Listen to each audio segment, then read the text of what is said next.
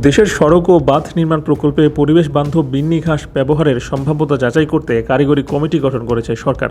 সোমবার রাতে সচিবালয় প্রধানমন্ত্রীর দপ্তরে মন্ত্রিপরিষদ বিভাগ কক্ষে প্রধানমন্ত্রী তারেক রহমানের সভাপতিত্বে এক সভায় এ কমিটি গঠন করার সিদ্ধান্তের কথা জানিয়েছেন প্রধানমন্ত্রীর উপপ্রেস সচিব শাহাদাত স্বাধীন।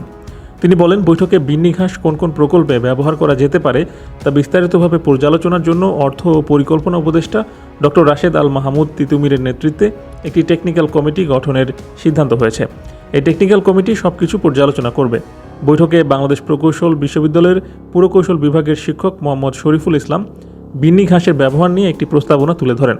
প্রধানমন্ত্রীর সামনে এই ঘাসের উপযোগিতা বিস্তারিত উপস্থাপন করা হয়। বৈঠকে বলা হয়েছে, বিশ্বের বিভিন্ন দেশে বাঁধ ভাঙন মোকাবেলায় এই বিন্নি ঘাসের ব্যবহার হচ্ছে। বিন্না ঘাসের লম্বা মূল বা শিকড় খুব দ্রুত মাটির গভীরে প্রবেশ করে এবং মাটিকে শক্তভাবে আঁকড়ে ধরে রাখে। প্রচণ্ড ঠান্ডা ও তীব্র গরম সহ প্রতিকূল পরিবেশেও এই ঘাস বেঁচে থাকতে পারে। পানিতে ডুবে থাকলেও এটি পচে না এবং লবণাক্ত পানিতেও টিকে থাকতে পারে।